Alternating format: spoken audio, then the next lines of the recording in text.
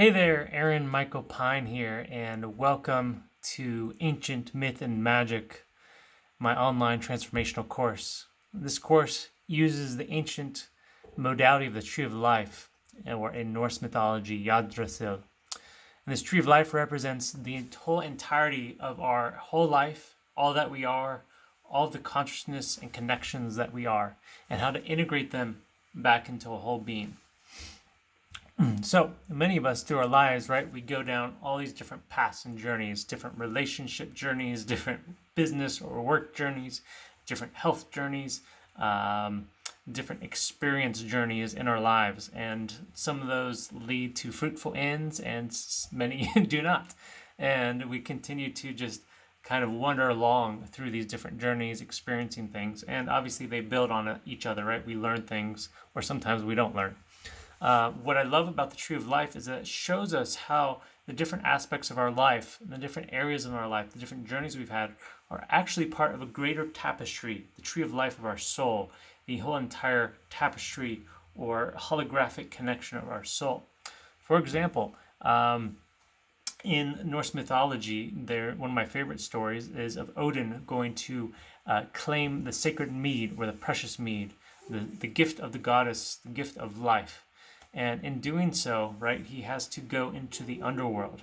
And so ultimately, we're all seeking the gift of goddess. We're seeking the sweetness of life, the mead of life, the poetry, the magic, the essence of life, of ourselves, and living a joyous, happy life.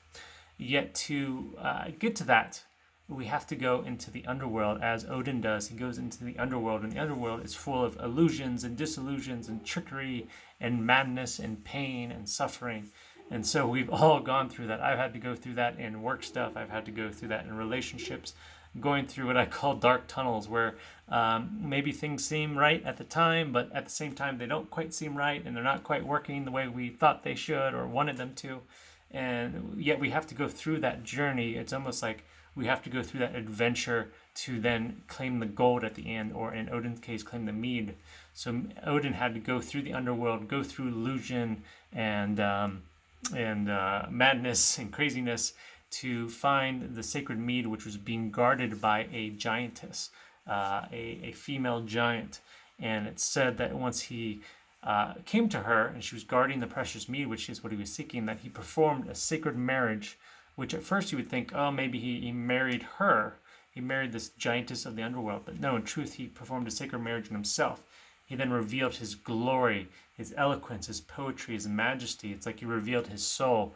Has he been like in the underworld, right? He had to change into a snake form. So he was kind of in this condensed form, slithering along, right? And so I know for me, I felt like when I've been in those experiences with work stuff, where work wasn't really going right well, or relationships weren't really going that well, you feel condensed and you feel limited, and you're not like your full, expansive, wonderful self, right?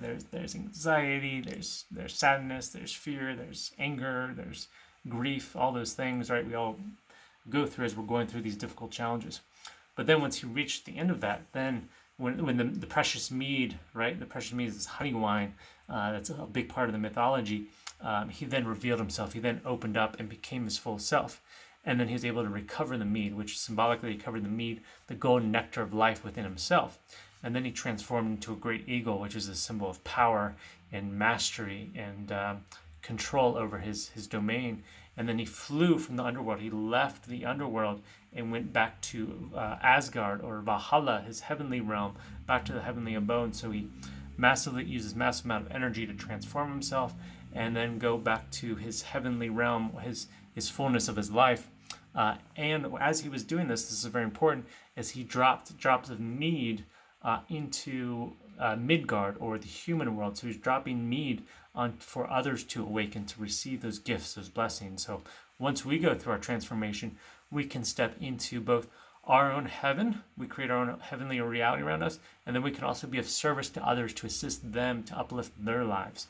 So for me, I went through this process in many different layers through my years, and most intensely the last year and a half through a relationship where it felt expansive and contracting at the same time. I felt like something was opening, but at the same time it felt tight and unwavering. It was this illusionary madness in a way that was very difficult, and I had to navigate through that to discern what's real, what's not, what's really happening, and then get to that precious mead and reveal my true self, reveal my glory, bringing myself out of that containment, right, of being in snake form, and open up to a greater expression, a truer expression, a real expression, a glorious, excited expression of who I am.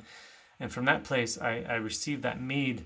And in a lot of the other stories, mead is a gift of the goddess, of the feminine, of the joy of life, the sweetness of life, the prosperity of life, of all the good things, right, in life that we all hope to obtain in some way.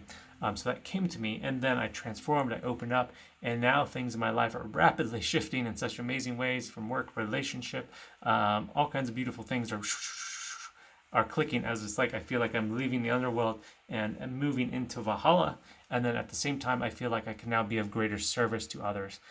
So that is one of my journeys that's part of the Tree of Life. Asgard, Valhalla, the heavenly realms at the top of the Tree of Life.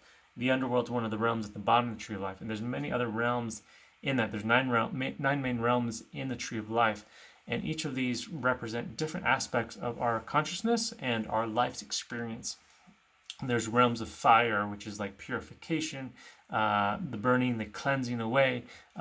It's also a power. It's also the fire of passion and creativity and action in our life.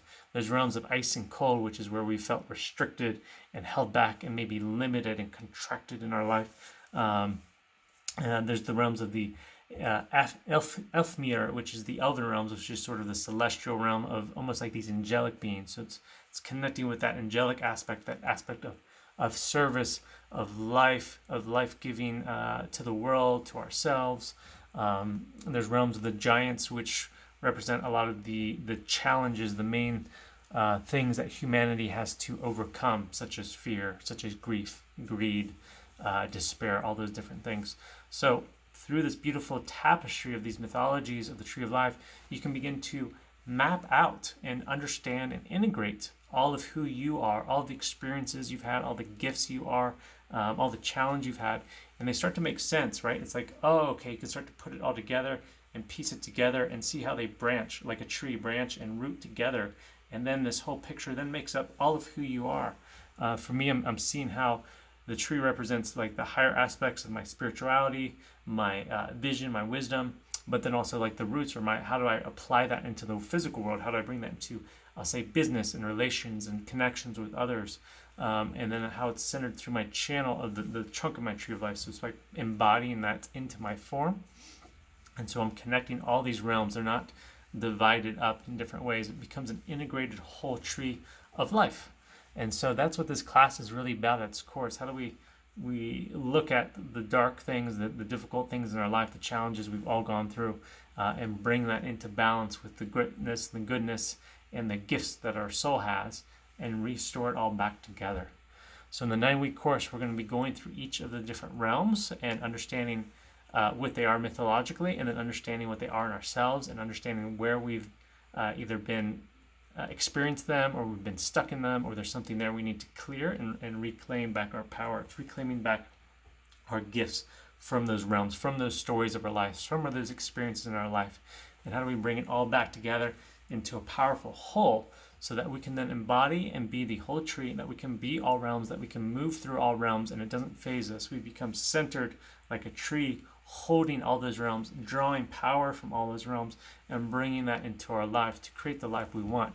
It's like restoring all of your engine capacities, all of your quantum, spiritual, physical, emotional, mental capacities, and bringing them all into harmony, so that you can live the life you're meant for, live an epic life, live a life of power, of love, of joy, of prosperity, of health. All the good stuff can start to synchronize, because you've synchronized your entire tree of your life, an entire tapestry of who you are. So please check out the course. Let me know if you have any questions. I would love to have you join us on this epic adventure into your soul, into your soul's journey to restore and reclaim and heal and balance all that you are, because it's so needed here on earth. The world needs all of us in our fullness and our greatness. And so I invite you to join me on this journey, and be strong, and be connected, and be clear, and be in love with yourself and the world around you. So thanks so much for watching, and hope to see you soon. Lots of love and appreciation.